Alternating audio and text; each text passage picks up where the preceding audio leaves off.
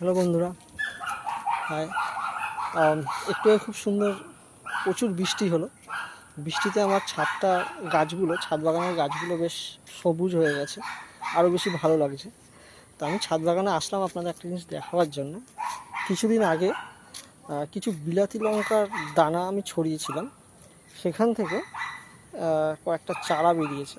একটা ছোট কন্টেনারে আমি লঙ্কা চারাগুলো করছিলাম।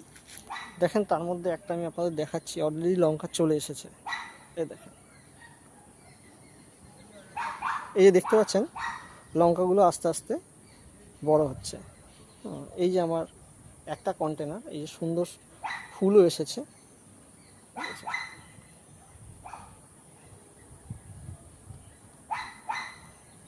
আরও একটা আছে, দেখাচ্ছি। এই যে আরও একটা